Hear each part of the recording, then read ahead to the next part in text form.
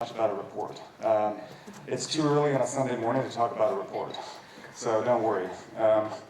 We'll talk for about 60 seconds on what we found in this report, but basically I'm here to talk about human capital and technology and how tech can actually help in the diversity world.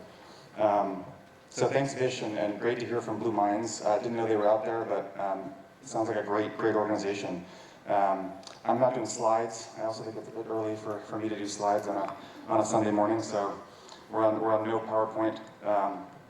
But first of all, I just want to thank 6 Degrees and Praful and Pala for putting this together. It's actually great to see this happen. Didn't know that 6 Degrees existed a few months ago, and know that we're on this journey here to move to a world in which this kind of topic becomes far more normal. Still feels like an outlier, to use Vish's term. So it's great to see this. So what am I going to talk about very, very briefly? Number one, I know there are some job seekers in the room. We are at a job fair. And I want to talk about why human capital and HR is actually a cool place to be from a job seeker perspective. I never thought I would end up in HR, but here I am.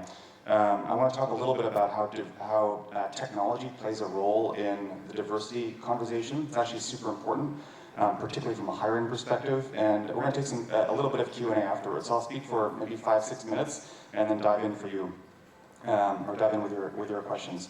So I'm Simon. I'm one of the co-founders of Shortlist. We're based here in Mumbai. Our technology team sits in Hyderabad. We also have an office in Nairobi in Kenya.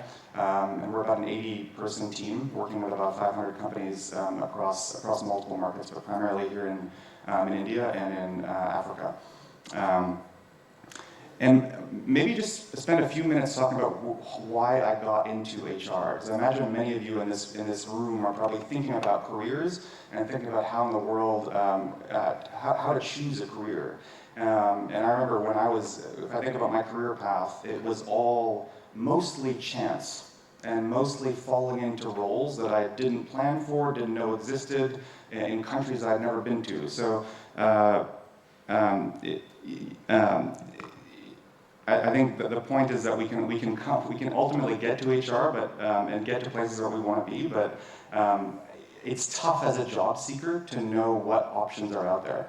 So before starting Shortlist about 3.5-4 years ago, I worked in the energy sector for one of basically the venture philanthropy arm of Shell. It's called the Shell Foundation. We funded energy access companies across India. So I spent a lot of time in Bihar and Karnataka and all over the place, Northeast India, and also in Africa. And it was through that work as an investor where we were funding companies and helping entrepreneurs and helping companies to grow that it became so clear that actually the biggest problem out there for most of these companies, and in fact most of these companies that you see on the wall, even these huge ones, the well-known businesses, their number one challenge to growth is actually human capital.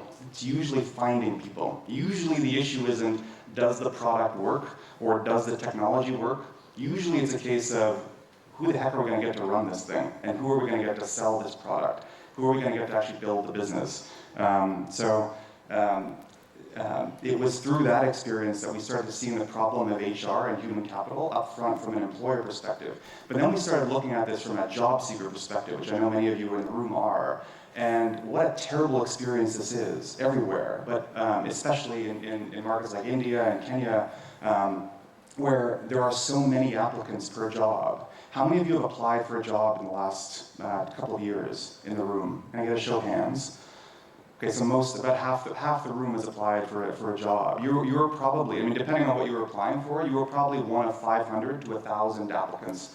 How the heck do you stand out in that crowd if you don't come from fancy schools, if you don't come from fancy blue chip companies? You're in a mess. And if you apply then and you send your CV in, you're almost certainly going to get zero answer. Zero feedback, zero sense of how you could have been done better as a candidate, zero reason why you were rejected for a particular role. So basically, you're not getting any value out of the process. It's a one-way street. If I have a job to offer, I can treat candidates however I want until maybe you make it onto the short list, and then I can pay a bit of attention to you.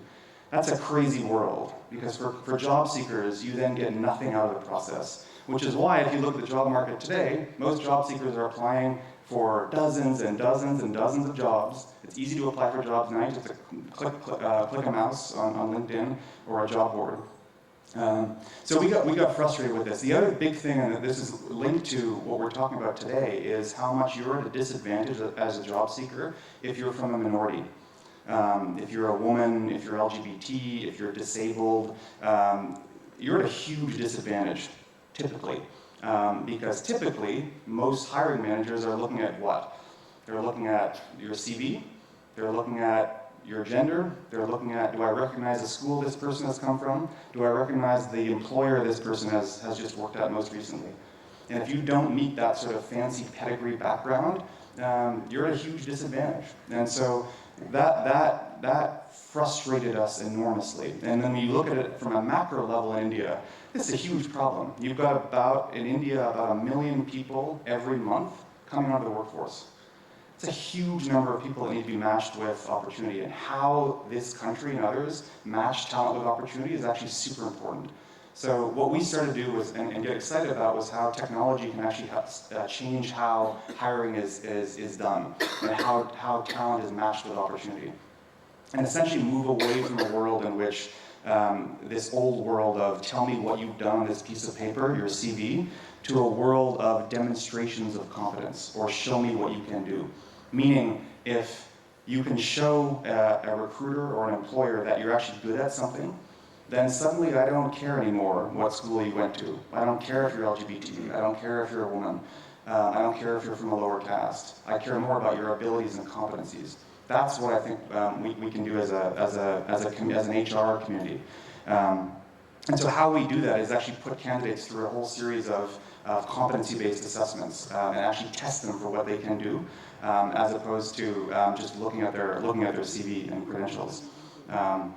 And to that point, and I know Praful mentioned this, is that we just had a team from Harvard look at our process in India and to see how gender inclusive it was. I wish we had done an LGBT study, but maybe that's version 2. What they found at looking at hundreds of thousands of candidates who have gone through our process, we've had about 6 lakh candidates go through the shortlist process, was that actually if you apply for a role at Shortlist, you are statistically 50% likely as a man or a woman to be at the shortlist at the end, even though there may be an overwhelming number of men in the top of the funnel. So it actually shows that if you apply a gender diverse process, and you can take out the bias in the process using technology, you actually end up with a more diverse talent pool at the end. There was also an interesting insight, and I don't need to tell women in the room this because you know this already, but what we found, which was confirmed, which was most women will apply for jobs only when they feel like they have met 100% of the must-have criteria. Men usually look at the must-have criteria and say, oh, I meet 2 out of 10. I'm gonna apply. This is good enough. Women will look at those 10 must-haves and say, actually, I meet only 9 of these, not the 10th, and so I'm not gonna apply. So the insight was actually that the job description, what a boring term, but the job description matters. The words that you put in a JD matter. People actually read them. So how inclusive you are to women or to LGBT, people will actually pick up on this. And if you list 20 things that you need this unicorn candidate that doesn't exist to do, it's probably going to limit your pool at the end of it. So to pay attention to that. So we want to do a lot more work on the diversity front in terms of just the data that we're putting out. Because part of our role as a recruitment company is actually, I think, to educate employers who may not be thinking about these terms. For example, there's a lot of male-focused language in JDs. I'm not sure how many of you have seen. In fact, we saw one just the other day for a JD for a client that wanted to put a job out that was called, the job title was Sales Ninja. I guarantee you, if you put a job ad out and say we're hiring for a sales ninja, you will get exactly 0 women applying, or very few. It's a male-gendered language. So just getting some of that information, education out in the market, we think is actually really important. The other thing I'd say to job seekers that are in the room is actually what we're able to do as a recruitment company. And again, I never thought I would end up in HR. Where I've come from in a corporate career and an NGO career was that the people in HR were actually the most incompetent people typically in the organization. They were not impressive. I wanted nothing to do with HR. And so it's kind of surprising that we ended up here. But actually, if you think about it, working for, and I know there are many terrific talent companies in this space, but we actually get to play at the intersection of so many different sectors and different teams, and actually help build companies and help build industries. So it's actually a really, really exciting space to be in, particularly as HR is transitioning from an old world of let's sift through CVs and make sure payroll is done on time, to a world in which we're actually helping companies think strategically about talent and growth, and how to actually make an impact at the company, at the industry level. So happy to talk more about it. Some of our team is here, so if you're on the market and looking for a great job, most of you probably haven't thought of HR as a possibility, but I would encourage you to think about that. I think that's pretty much all I wanted to talk about today, but I would love to hear questions from you if you've got a few.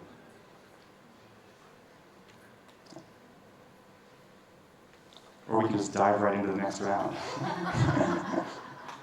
Everybody's still kind of waking up. No curious crowd today, it seems. Bravo. I thought you were going to bring a curious crowd to this event. Damn. Few things, that I observed and the team has shared earlier, and maybe you can throw some light on it. One, yours is a very unique process of shortlisting the candidates and the advantage that brings to somebody who's employing, right? And the macro perspective there, and how white labeling works, how you all focus on merits only, etc. Do you think across the categories, which is LGBT, LGBT, women, and intergenerational employment, which nobody really, talks in detail, does that work across all of that, or do you think having individual focus on each of them and then shortlisting from each of those niches works more? It's a really interesting question. So if you think about the LGBT group, which is, I think, most relevant to this particular event, it's tough because we have a few clients who specifically ask us to find LGBT candidates. But when we ask, if we were to ask candidates up front, are you LGBT, it has a huge risk of being misperceived. The perception might be we're looking to screen out LGBT candidates as opposed to screen them in. Best practice globally, if you talk to groups like Stonewall in the UK, which is one of the leaders in LGBT rights, they will tell you that best practice globally at organizations is actually to ask up front at every stage in the process about somebody's sexual orientation, such that the employer knows, am I attracting LGBT candidates? Am I getting a huge drop-off for LGBT candidates at the interview stage or at the assessment stage, so that at least I can know where I'm going wrong or what I'm doing well. If you don't measure it, you can't manage it. And so most people don't even, most people don't have a clue. And so we're on shaky ground because I would love to ask this in the assessment process.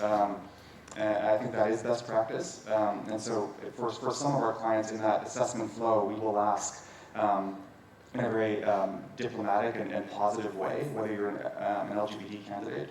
But this ought to be done across the board. And same thing with disabled candidates, same thing with older candidates, same thing with candidates who may have come from a lower socioeconomic background. They should be upfront, and I would love to work on language that actually makes it so inclusive that, or makes a candidate feel so included and positive about it that they feel safe to share that data. The other thing is a data privacy issue. I think people are terrified these days of what are we going to do with this data? Where does this data go? And if I declare myself on this online platform with a company that I may not have heard of or know very well, who's going to find out about that? Sounds kind of risky. So it's part of our job to actually put candidates at ease. And it's actually one of the things that I'd love to work with 6 Degrees and you, Praful, and Pallav on just actually as a recruitment company in this space, how can we more actively measure and monitor and encourage LGBT, but also other diverse applicants pools to apply. We have cornered 2 of your people already for that. I'll try not get the questions in order. Deepa and then Kitty. My question is, when you get these kind of JDs like the Sales Ninja, and when you go back to the organizations, that this is not going to attract, it's only going to attract rather a certain kind of people. What is a typical kind of response do you get? It's mixed. Some are very open, and they're like, oh, we weren't even thinking about this. That's great. Typically, that's the response. There's some willingness to change the language. Some of our clients will just come to us and say, oh, this is the language, that's it, post it. And for whatever reason, particularly the larger clients that have process around the whole JD writing process, and there are 20 people that are involved in approving a job description, sometimes we have less flexibility to change. But it's something that we should be writing about more, I think, and just getting out. That's one of the things that this gender report that I'm not going to walk you through. It's 60 pages, and I know it's what everybody wants to read on Sunday morning. But that's one of the things that we're trying to highlight is, in fact, the language matters. Yeah.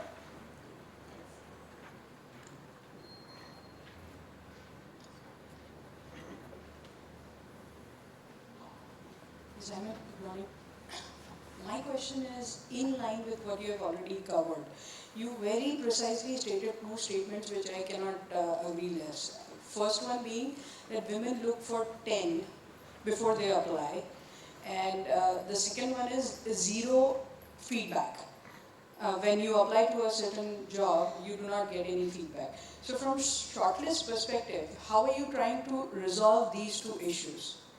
You couldn't agree less with those statements? No. I agree to those statements. Oh, you agree with them? Okay. Yeah. I thought this was going to get spicy. Right. How do we address them? Yes. Number one, so on the issue where women tend to apply only to roles where they feel that they've met everything, is to your earlier question, ma'am, about the JD language, it's also providing counsel to our clients to say, don't put 16 must-haves in a JD, put 3. And put only the ones that really, really, really matter. And sometimes for clients that let us actually write the JD for them, one of the things I keep trying to instill on our team is that actually we want to minimize that list, not increase it. People have a tendency to just keep adding and adding. Oh, they must be great at this, they must be great at that.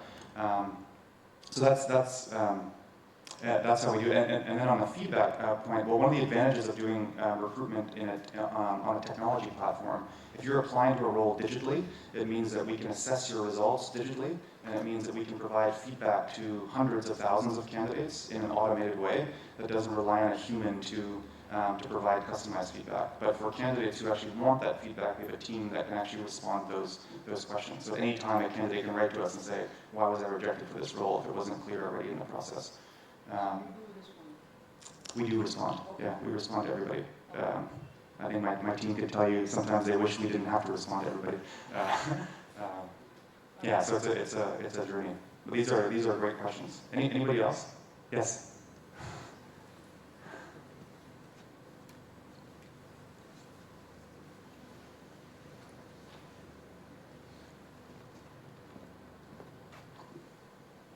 So you just rightly said that, before interviewing a candidate or assessing a candidate, we need to check whether they are from the LGBT community. But a lot of time these questions would turn out to be offensive to a job seeker.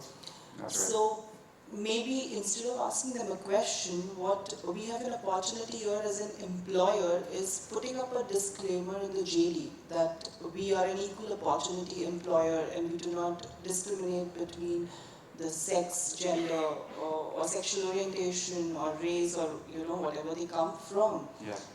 And apart from this, a rainbow logo like we have it in IBM on the pages here. Sure. So these things definitely attract LGBT community, and it will certainly make them feel comfortable.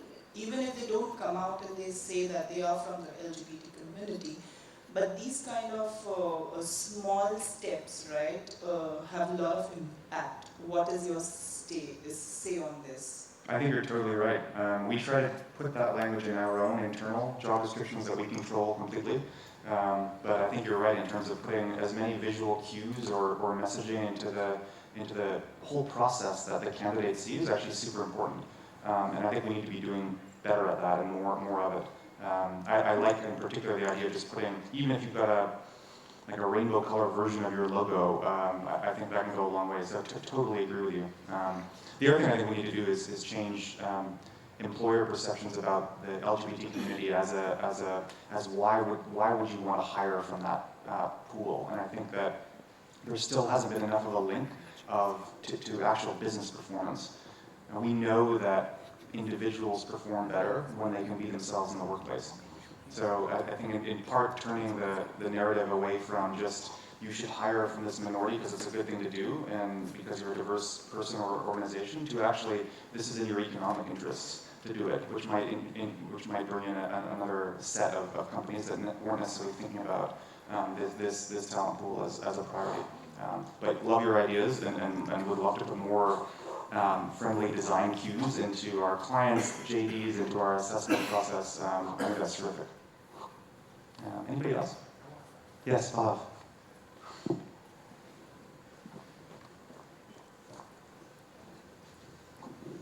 So, Simon, this may not technically we just apply to you, but to a lot of other, to the entire forum at large. Maybe we can come across this question during the day. But when I sat in Humsafar Trust as a director of programs, I used to handle the corporate, communication and interactions with corporates, and a lot of the candidates who did get recruited through the diversity, space, maybe 3-4 months down the line or 6 months down the line, they came back, saying that the tick boxes are right. Okay, the organization is fine, it's open to LGBT candidates or probably diversity candidates, but it's different when you actually go into the workspace and corporate microcultures. Exactly. It does not necessarily have the same culture which probably the HR might espouse. And there is sometimes dissonance between what is said at the recruitment, to the lived experiences within corporates. And I think what's important is to reduce that dissonance. Yes. And I don't know if you encountered such situations, where a candidate has come back to you saying that what was discussed was not exactly the culture which, and how you deal with that situations, and also do you give feedback to the organizations that, you may probably need to also initiate organizational culture change to accept diversity candidates, because I think we cannot be looking at it from just one perspective. We have to look at a larger environmental change. I agree. I mean, and we'd love to learn from Pallav, your lessons at Humsafar on how to do this better. Part of the issue is the numbers are so small.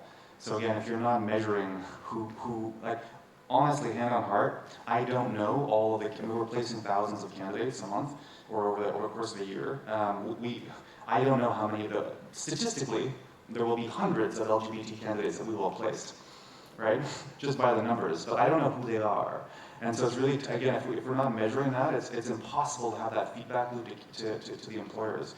But that's our problem, not the employer's problem. So we'd love to learn from you guys and learn from you, Pallav and Praful, on how to do that better, and how we can actually measure it more consistently so that we can actually start introducing those feedback loops. I think also what we've seen is certain organizations where the founder level or the C level of an organization is very pro LGBT or pro a community, and then you go 4 layers down and it's a different world. So who do you believe, and how do you then not hire for that organization where the C level is actually asking for this kind of diversity and wants it, and ultimately the only way to change it is to have visibility and transparency around who is LGBT in organizations, such that we can change minds, or do you just dive in and know that it may not be the best experience for that candidate? I don't know. What do you think the answer is? I think you have to prepare the candidate to know, that this. So usually you do have to prepare the candidate that but it's good that the candidate goes prepared, Right. And I also feel that then that feedback loop within the organization for the candidate to be able to approach the HR if there are any issues.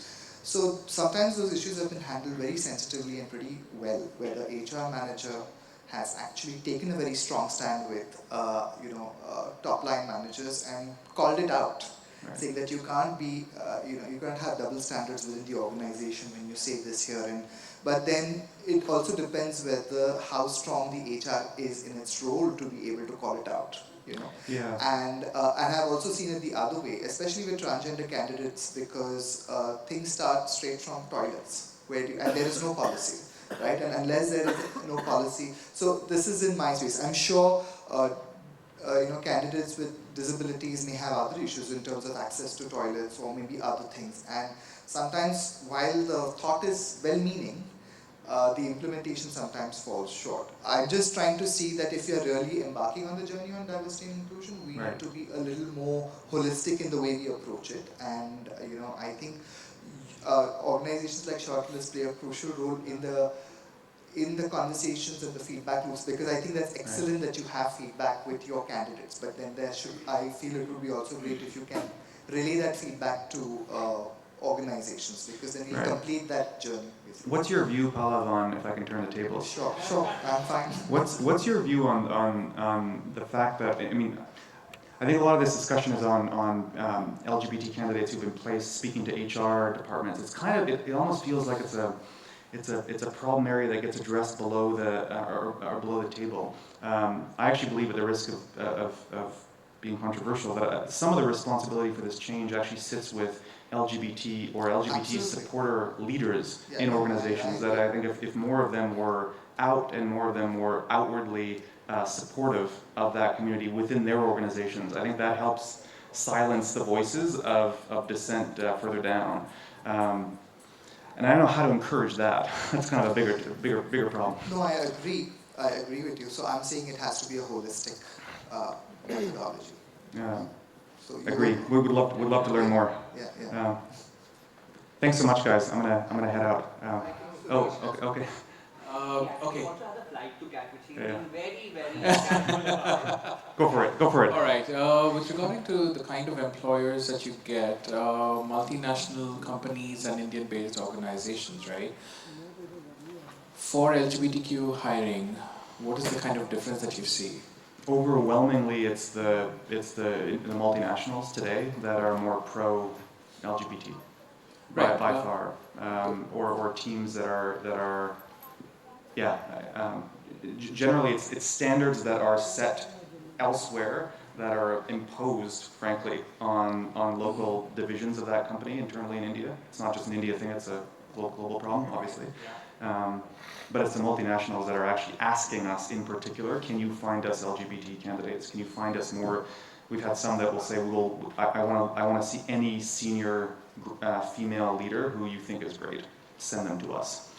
So there's that hunger. We haven't heard of as much of that hunger from the smaller companies, but I think where that's changing is a lot of the more innovative, talent-forward organizations that are probably venture-backed, that are growing fast. We see a lot of those in Mumbai. We see a lot of them in Bangalore. It's tougher to see those in other parts. Do you all do a little bit of background check also before you all get into Background check on what? On the employers, to see if they are LGBTQ pro or if they are people with disability pro. Then do they have those facilities, or do you all do some quick surveys to just check? Okay, all right, this place seems to be good. Hand on heart, we don't. What we look at is more warning signs from employers that they're actually not friendly to that. It's about it's not just what they ask us, but it's what they don't ask. But with law, that's another area I think where we can do a lot better.